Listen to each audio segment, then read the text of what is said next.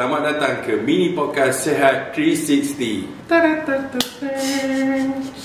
Ataupun awak yang marah orang, kan rasa kan? Orang panggil bila darah mendidih. Itulah. Oh, wow. Tak Kenapa boleh tahu. Tak boleh tahu. Tapi kalau patient tu tahulah, confirm dia pun lari. Ya, saya berlari. Betul. Mengingatkan diri kita. Saya pun kena study balik orang tadi. Ini 120 tu titik mati dia lah. Belum lagi. Oh, belum. Ada episod doktor nak tahu tipu. Saya nak lagi cerita pasal ni. Seronok kan? Seronok.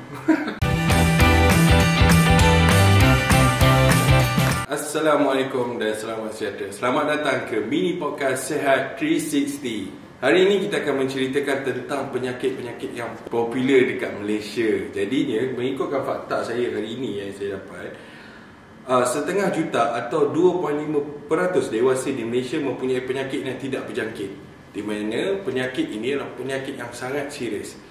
Jadi, antara penyakit yang tidak berjangkit kita akan bawakan pada hari ini adalah topiknya darah tinggi. So, kita akan membawakan seorang doktor untuk kita membincangkan lebih lagi mengenai penyakit hari ini. So, saya perkenalkan hari ini kita ada bersama doktor. Doktor, boleh perkenalkan diri doktor dan juga background doktor? Nama saya Dr. Azrian Liana binti Muhammad Helmi. Umur dirahsiakan. Oh, wow. Tak boleh Kenapa tahu. Tak boleh tahu. Muda lagi. Oh, masih muda. Nampak muda kan? Nampaklah muda. Nampak. Okey, saya dulu nak tahu background study saya. Boleh.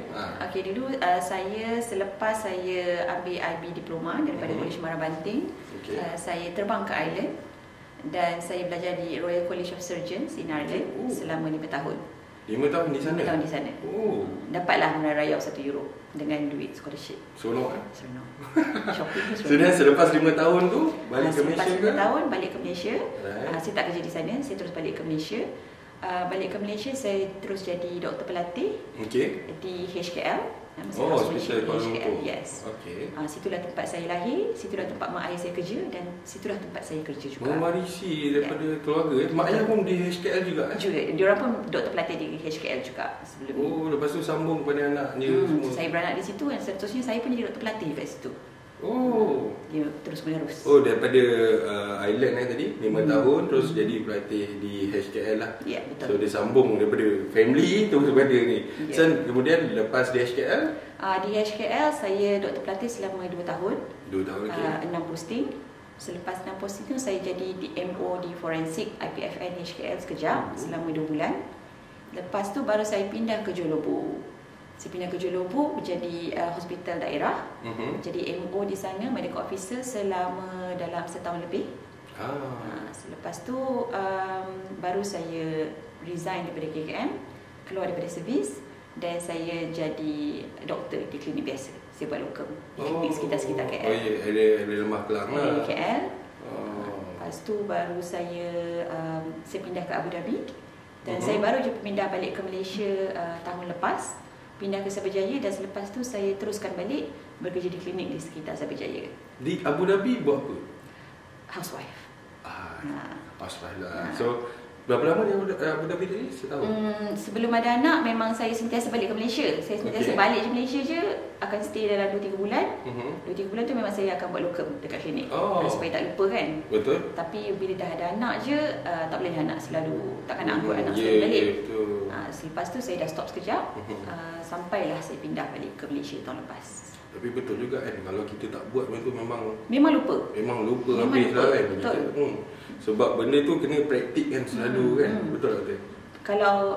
Kalau masa saya balik tahun lepas, bila saya start first locum saya tu, dah lama tak ambil darah ni. Ya? So bila patient tu datang, dia kata okey, doktor, patient ni kena ambil darah. Saya nervous. Tapi kalau patient tu tahulah, confirm dia pun lari. Ya, saya berlari. Itulah bunyi lama kan. Bunyi lama. Lepas tu bila balik Malaysia dah kena ambil darah. Betul. Dan kalau saya sebagai patient saya tahu kan, saya dah 5 tahun tak ambil, ni pun nak ambil. Betul. Kita pun tanya betul tadi tak awak tahu balik ke tidak kan. Sebab tu praktik ni penting kan. Tapi confident penting. Confident semua confident kan penting. ada, betul. So saya buat confident je, sebab dapat first cucuk. Jadi kan? Jadi. Alhamdulillah. 10 bil dapat. Okay doktor, so kita straight to the point dia. Untuk topik hari ni mengenai darah tinggi lah doktor. So untuk darah tinggi ni, saya nak tanya, apa itu darah tinggi doktor? Okey, sebelum kita pergi untuk tahu apa itu darah tinggi, yang paling penting sekali kita kena tahu apa itu tekanan darah. Okey, so kita jantung, kita ada jantung. Okay. Yeah. So fungsi jantung ni adalah untuk pump darah yang mengandungi oksigen dan nutrien ke satu badan. Okay. Melalui salur darah. Bila kita datang ke klinik, kan kita ambil darah kan, tekanan darah. Awak nampak tak ada nombor dekat atas dan ada nombor dekat bawah? Betul. Okay. So bila tekanan nombor yang ke atas tu, tekanan darah yang nombor ke atas tu, itu dipanggil sistolik. Sistolik itu adalah apabila jantung berdegup dan tolak darah ke salur darah ke satu badan. Okay. So bila jantung berdegup, dia tolak darah ke satu badan, tekanan darah tu masa tu akan tinggi sikit. Tapi yang normal adalah 90 hingga ke 120. Okey, ingat nombor tu 90 hingga ke 120. Hingga ke 120 bermakna 120 tu titik mati dia lah. Belum lagi. Belum. Okey. Tak sabar rasa. Okey, itulah sabar. Okey, 90 hingga 120 tu dikira normal. Okey. Tapi kalau lebih daripada 140, itu baru dianggap sebagai tekanan darah tinggi. Bermaksud kalau 130 tu still okey, masih lagi boleh acceptable lagi. Masih boleh diterima lagi. Tak adalah kita macam bukan belum lagi. 140 ke atas tu dah kira 140 ke atas boleh tekanan darah tinggi. Lepas tu kan kalau awak tengok dekat mesin tu ada nombor kat bawah kan? Betul. Okey, nombor yang kat bawah tu pula adalah dipanggil diastolik. Tekanan darah diastolik. Dan ini pula adalah bila jantung tu dia berehat. Dia stop berdegup sekejap. Kan kita duk kan nak kita bila yang perlahan sikit tu itu adalah diastolik, tekanan darah diastolik. Dan selalunya tekanan darah diastolik ni dia perlahan sikit, dia rendah sikit. So yang normal adalah 60 hingga 80. Okey. Tetapi bila lebih je 90, kita anggap tekanan darah diastolik dia tinggi. So itulah dipanggil tekanan darah tinggi. Bila tekanan darah patient tu lebih 140 dan lebih 190, lebih 90. Bawah tu, nombor kecil bawah tu. Bawah tu yang lebih kecil 90, kan, yang kecil tu kan. Yang atas lebih 140. Lebih daripada 90 tu dah kira teruk lah. Ada tak kalau yang macam di atas tu dia okey, contoh 130. Tapi yang bawah tu ada lebih lah. Ada tapi jarang. Jarang. Tapi itu dikira sebagai darah tinggi juga. Yes, dikira juga dan kena treat juga. Kena treat juga. Okey. Untuk darah tinggi ni, macam mana seseorang tu boleh menghidap penyakit ni? Macam mana dia boleh dapat penyakit darah tinggi ni? Okey, dia dari segi macam mana? Dia sebenarnya bergantung kepada salur darah seseorang. Kan? So salur darah dia sama ada, salur darah kita ni dia macam getah tau. Dia macam dia boleh besar, dia boleh kecil. Dia boleh besar, dia boleh kecil. Pasal tekanan darah kita sepanjang hari akan berubah-ubah. Contohnya bila awak kena marah ataupun awak yang marah orang, kan rasa kan. Orang panggil bila darah mendidih. Itulah tengah baran kan. Itulah bila darah naik ke kepala tu kan. Itulah masa tu memang tekanan darah kita tinggi, pasal jantung kita memang pump lagi laju dan pump lagi kuat. So that's why masa tu kita punya salur darah akan besar sikit untuk pump darah lagi laju. Tapi bila kita berehat, tengah tengok TV, tengah dengar lagu, so tekanan darah kita akan balik ke biasa. Turun sikit. Tapi bukanlah turun, tapi dia akan relax, dia akan macam biasa. So yang mengawal tekanan darah yang berbeza-beza ni adalah kita punya salur darah. So dia elastik, dia anjal. Dia boleh besar, dia boleh kecil. Tapi bila atas beberapa faktor akan menyebabkan yang salur darah ni akan jadi keras, akan jadi anjal, dia kurang anjal, dia kurang elastik, dia tak boleh nak membesar sangat, dia tak boleh nak mengecil sangat. So dia statik, jadi keras, dia statik. So bila dia statik, itu yang menyebabkan tekanan darah jadi tinggi. Dan lagi satu, bila tekanan darah ni sempit, bila salur darah ni sempit, kita bayangkan salur darah ni macam straw. Bila straw, so straw kalau besar, air kita minum senang je kan. Betul. Tapi kalau straw tu kecil, susah kan? Susah sikit nak minum kan. Kita kena hirup kuat sikit. Kuat sikit. So itu yang mempengaruhi tekanan darah. Dan bila sempit dan dia kurang anjal akan membawa kepada darah tinggi. So selalunya faktor-faktor yang menyebabkan salur darah ni jadi sebegini, jadi tak normal. Contohnya faktor penuaan, berat badan berlebihan, pemakanan yang kurang sihat, alkohol, merokok tu paling penting, genetik. Genetik keturunan. Yes, genetik adalah keturunan. So ini pun boleh bawa daripada keturunan juga. Yes, ya betul. Walau kalau dia ni seorang yang jaga makanan, tidak merokok, tapi adakah keturunan tu, sebabkan keturunan tu dia akan menghidap juga penyakit? Tidak. Sebenarnya tidak. Kalau dia dah selalunya, kalau kita tahu yang keturunan kita memang ada background darah tinggi, sepatutnya kita lagi sedar. Kita patut ada kesedaran, mak ayah aku ada darah tinggi, so aku pun senang nak kena darah tinggi. Betul. Dia hanya bila kita ada faktor keturunan ni, menyebabkan yang kebarangkalian kita untuk mendapat darah tinggi lebih tinggi dari orang biasa. Tapi tak semestinya kita akan dapat. Cuma kita berpeluang lebih tinggi daripada orang biasa yang tak ada keturunan darah tinggi. Tapi kalau kita cegah dari awal, kita memang jaga dari awal, tak adalah, insya-Allah tak dapat. InsyaAllah tak adalah kan. So bermakna kat situ tadi tu cakap apa nama, keturunan, jaga pemakanan. Yes, jaga betul. Pemakanan dengan merokok. Okey, merokok. Terlupa yang merokok tu. Itu yang paling penting yang kena Okey, kita merokok utamakan. saya mention kat sini merokok merokok boleh menyebabkan darah tinggi. Yes, semestinya. Dan pelbagai penyakit lain. Berhentilah merokok. Dan kalau dari segi masalah dari segi kesihatan mental, macam stres ke stres lah, saya ambil stres lah. Adakah ia akan menyebabkan juga darah tinggi tu jadi lebih teruk ke macam mana?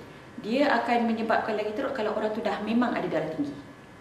Kalau dia tak ada? Kalau dia tak ada, macam saya cakap tadi lah, sebenarnya dia akan berubah-ubah ikut seharian kan. Kalau darah tinggi akan berubah ikut seharian. Kalau kita stres, tak semestinya kita akan dapat darah tinggi lepas tu.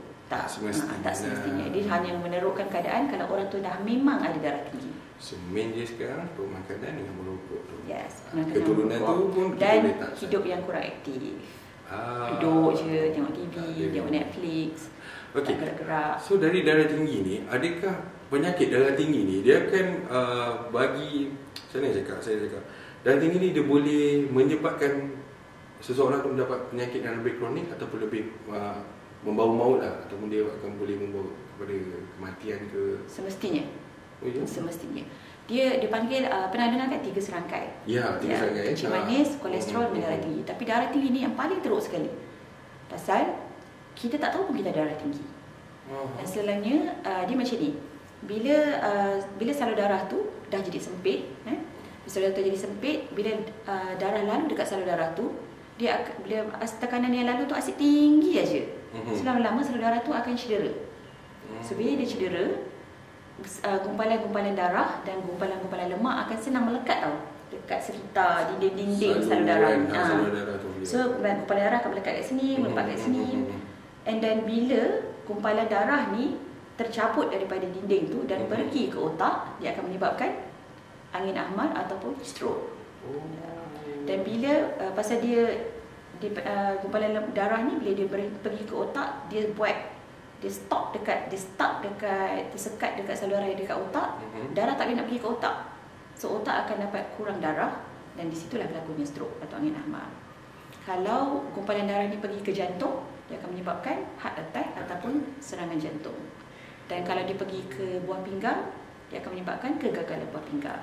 So ini contoh antara stroke, stroke, buah pinggang dan juga jantung kan? Yes, betul. Dia memang directly pergi atau dia ada bagi tanda-tanda awal? Selalunya kadang-kadang ada juga orang yang bernasib baik sikit akan ada tanda-tanda awal. Tapi selalunya yang saya tengok selama ni, selalunya memang datang memang dah stroke, memang dah heart attack, memang dah kena memang dah full blown kena. So ada satu lagi mengenai dengan di usia lah. So penyakit darah tinggi ni dia ada macam dia tak macam kau usia macam ni 30 tahun ke atas memang confirm kena lah. Ataupun ada yang juga yang umur 20-an dah dapat penyakit darah tinggi ni. Macam tadi doktor cakap dari segi pemakanan, hidup yang kurang aktif dan juga merokok lah kan. So pernah ke doktor hadap ataupun jumpa dengan pasien yang lingkungan 20-an yang dah hadap penyakit darah tinggi? Dia selalunya kalau saya pergi klinik pakar, kalau saya kerja kat klinik pakar, selalunya memang akan ada je. Memang ada yang pasien-pasien yang dah umur kadang-kadang belasan tahun pun ada. Belasan tahun ada kan? Tetapi selalunya kalau pasien yang terlalu muda, kita akan buat ultrasound. Pasal kita akan buat ultrasound and check dulu buah pinggang dia. Pasal kadang-kadang ada yang penyakit keturunan yang memang menjangkiti buah pinggang dan ini menyebabkan darah dia jadi tinggi, tekanan darah tinggi. Tapi itu bukan bermaksud dia ada darah tinggi. Ini pasal kegagalan buah pinggang. Maksudnya genetik atau memang gagal berfungsi. So kegagalan buah pinggang tu yang menyebabkan darah tinggi. Dia bukan pasal ubah cara hidup dia ke, bukan. So sebenarnya ini kita tak kategorikan dalam 3 serangkai ni itu adalah benda lain. Tetapi ada juga sebenarnya makin banyak saya tengok dekat klinik yang sekarang ni umur 30 lebih, buah pinggang okey, normal, tapi memang darah tinggi. Dan dah memang kena start ubat pun. Selalunya 30 hingga 35 tu kita cek buah pinggang memang tak ada apa-apa. Memang bukan kegagalan buah pinggang. Dan dah pun darah tinggi. Dan memang umur dia makin semakin muda sekarang. Pasal lifestyle kan, secara hidup. So dari segi pemakanan tu lah kan, cara pemakanan dan kurang aktif. Ya, kita tak tahu orang macam mana kan. Mungkin timing kerja, tak ada masa, tak tahu macam mana nak curi masa untuk bersukan. Betul. Dari semua makanan apa semua kan. Saya pun sejak dah kerja ni memang jarang. Jarang yang mana? Tu secara jujurnya memang makan pun dah makin berterabur. Tak jagalah. Dah kurang nak jaga. Sebelum kerja memang jaga. Tapi boleh dijadikan sebab stres, makan. Betul. Stres kena marah dengan bos, makan. Makan apa yang kita rasa aku nak makan coklat, makan. Rasa aku nak makan, kita makan ni kan. Everyday keep doing the same routine kan. Lepas tu balik pukul 6, pukul 7 sampai rumah. Tak ada masa nak bersukan. Malam nak rehat dulu. Besok stres lagi, makan lagi. Sampai buat kerja kat laptop tu makan lagi. Kan. So itulah salah satu faktornya juga untuk kita belajarlah untuk mengelakkan orang kata habit macam tu lah kan. So itu tak. Okay, boleh tak doktor ada tak pengalaman, apa-apa pengalaman sepanjang bekerja lah kan, jumpa orang yang penyakit dia macam darah tinggi ni kan, ada tak PN dia ke ataupun special case ke? Memang banyak sebenarnya. Salah satu lah cerita anda yang paling menarik, Paling menarik tu pasal saya pun dah resign dari KKM pun lama. Cerita yang menarik ni sebenarnya kalau ke hospital je. Oh ya? Kalau kerja kat hospital ni memang menarik. Tapi kalau masa kerja dekat, yelah nama pun HKL kan. So ward medical tu memang penuh. Memang penuh dengan patient-patient yang sakit jantung, yang stroke, lepas stroke. Pasal dia kalau dia dah ubat, dia tak boleh nak terus balik. Kena rehab kan. Itu memang penuh dengan penyakit patient-patient yang ada sakit jantung, yang ada kegagalan buah jantung. Saya lupa cerita pasal kegagalan buah jantung tadi. Yang paling penting sekali, kegagalan apa tadi? Kegagalan jantung. Macam tadi, kan saya kata tadi, bila jantung tu pump darah, bila patient tu ada darah tinggi dan saluran darah tu pula makin kecil, jantung kena pump darah makin kuat tau daripada orang biasa. Contohnya orang A ada darah tinggi, orang B tak ada darah tinggi. So jantung orang A kena pump lagi kuat dan lagi kerap daripada orang B. So maknanya maksud dia lagi laju dia pump. Dia kena pump lagi kuat dan dia kena lagi berusaha untuk pump darah. Pasal semua saluran darah semua dah tersumbat. So and then tekanan darah pula tinggi. So jantung ni lama-lama dia jadi penat. Dia jadi bengkak. Pernah dengar kan jantung bengkak? Pasal itulah. So dia nak melancarkan saluran tu. So lama dia jadi penat dan lama-lama dia pun stop berfungsi. Masa itulah kita panggil jantung heart failure ataupun jantung yang gagal berfungsi. Besar. Itu yang orang kata kalau bengkak-bengkak satu badan, pasal air semua tak boleh bergerak, pasal jantung tu dah tak boleh nak berfungsi dengan elok. Okey doktor tadi, sorry, asal kita dah cakap mencegah tadi kan, saya pun lupa. Apa pendapat doktor mengenai orang kata apa, saya pun tak tahulah sangat pasal daun apa air misai kucing apa semua tu. Itu macam mana lah kan? Ada okey. Tipulah kalau tak ada kan. Betul. Kita orang Melayu ni semua benda pun ada penawar kan. Ada orang kata tak payah pergi klinik, kau minum air ni insya-Allah sihat kan. Tu apa pandangan doktor? Bukan kita nak cakap dia salah, tidaklah kan. Tapi yalah kalau ada betulnya, kalau apa yang salahnya boleh kita bagi tahu ke macam mana ke. Dia yang saya selalu dengar lah. Yang saya selalu dengar orang cakap minum air bergaga dengan minum air timun, dengan minum air asam keping. Asam keping? Dijadikan air? Nak buat sambal juga kan. Tu bagi saya tak salah kalau nak minum. Tapi minumlah sampai hijau pun, kalau tak jaga pemakanan, masih lifestyle yang sama, masih cara hidup yang sama, masih kuat merokok. Contohnya kan, kuat merokok sampai 20 batang sehari. Tapi minum air bergaga sampai segelin. Sama je kan. Betul. So sebenarnya kalau nak minum okey, fine, boleh. Tapi jangan abaikan ubat-ubat yang doktor bagi, dan juga jangan abaikan cara hidup yang sihat. So maksudnya dari segi kita perbaiki, kita kena mencegah balik jugalah. Apa kita punya cara hidup semua tu jugalah.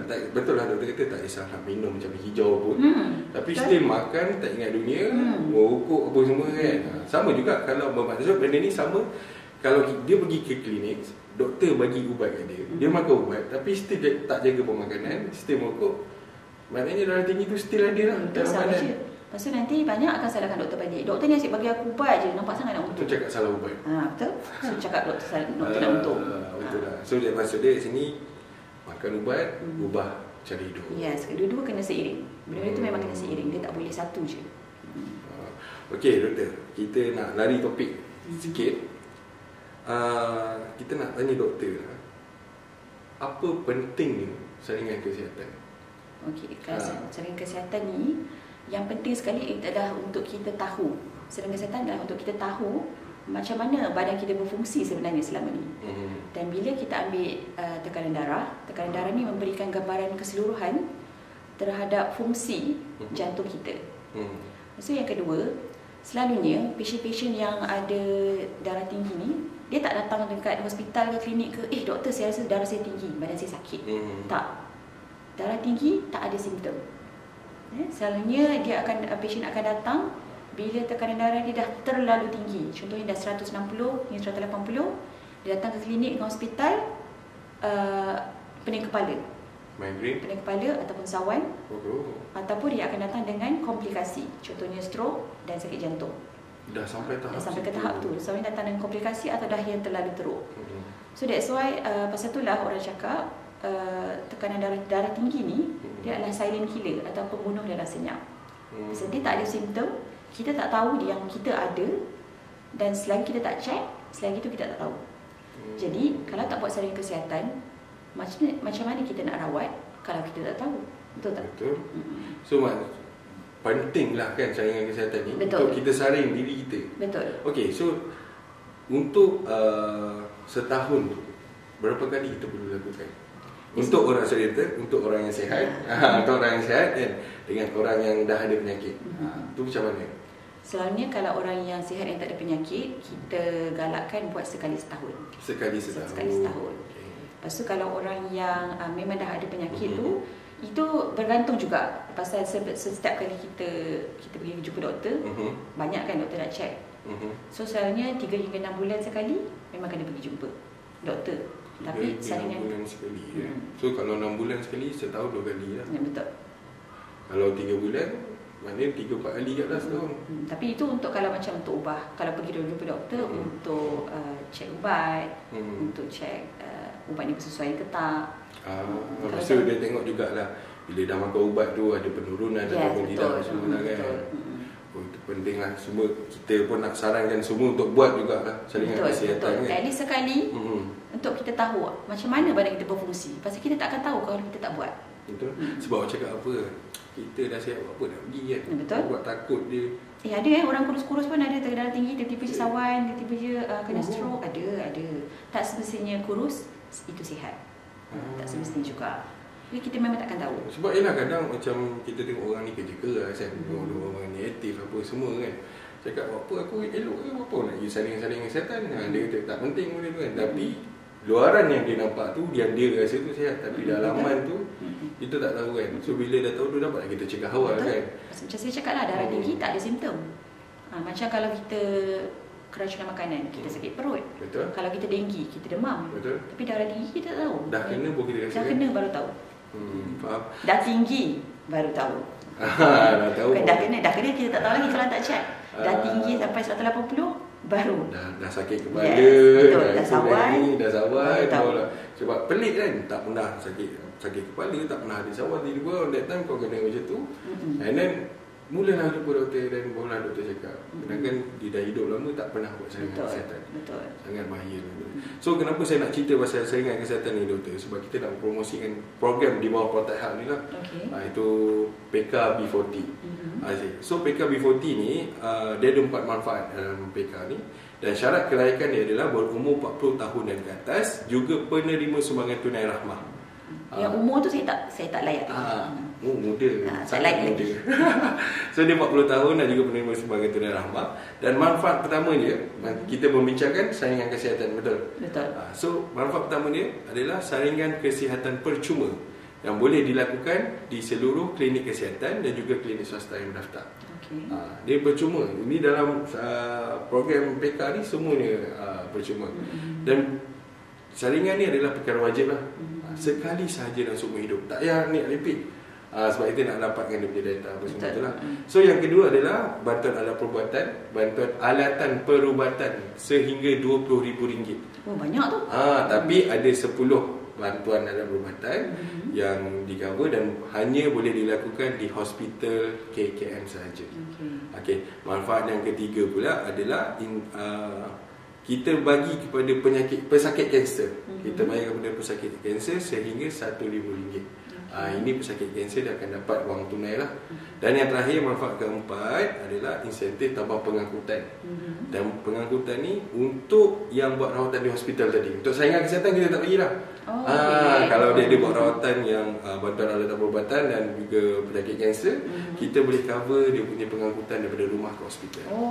Bagus. Pasal ramai juga kan daripada yang tinggal jauh-jauh, yang tinggal di pedalaman. Pedalaman ni pun kadang ada yang malas nak drive, kena buat Grab. Betul. Apa semua kan, book Grab apa semua. So itu sebabnya bila saya tanya tadi mengenai pentingnya saringan kesihatan tu.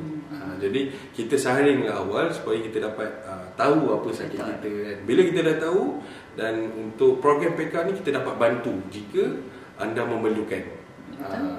So doktor, untuk hari ini kita sampai di sini saja. Kalau kita punya masa banyak lagi kita borak. Ini pun rasa banyak lagi saya nak cerita. Ya, ini pun rasa singkat sangat. Banyak benda yang kita tak korek lagi kan. Betul. Umur saya contohnya. Umur kau dah kat situ rahsia je lah. Tak salah korek lah. Nak beritahu? Tak apa. Sebab belum kita cerita yang macam mana dia dah masuk hospital, macam mana proses dia kat hospital, dan kita pun tak tahu longer sebab kita bila cakap penyakit darah tinggi ni tadi, berapa lama orang hidup tu bergantung pada diri orang tu. Diri kita sendiri dan jugalah. Harga kita ni mencegah ataupun tidak kan. Selagi kita tak mencegah, selagi tu penyakit tu ada dalam badan kita. Kalau dah tahu tapi tak buat apa-apa, sama juga kan. Betul. So doktor ada kata-kata nasihat ke, kata-kata mutiara kesihatan ke untuk pendengar dengan penonton? Yang paling penting sekali, mencegahlah sebelum terlambat. Dan yang paling lagi satu yang paling penting juga, macam mana nak rawat kalau tak tahu. Okey doktor. So terima kasih daripada pihak kami. Semoga kita dapat lagi jumpa lagi nanti. Mungkin ada episod doktor nak datang tiba, saya nak lagi cerita pasal ni. Tak takut. Segan. Boleh lah. Orangnya. Ni first time doktor juga, betul? Betul. So kita pun berbesar hati lah. Doktor sanggup datang kan. Sebab kita berkongsi ilmu juga pada semua. Bukan pada semua, pada kita juga kan. Betul. Mengingatkan diri kita. Saya pun nak study balik orang tadi. Okey semua, terima kasih kerana mendengar dan juga menonton mini podcast Sihat 360 ini untuk episod pertama kita pada hari ini mengenai darah tinggi. Jadi jika ada apa-apa persoalan, bolehlah drop komen kat bawah. Dan juga ingin bertanya ataupun mengetahui lebih lanjut mengenai program PK, boleh layari www.protahab.com.my. So sehingga kita berjumpa lagi di episod seterusnya, terus jaga kesihatan. Saring awal, cegah awal. Terima kasih. Assalamualaikum.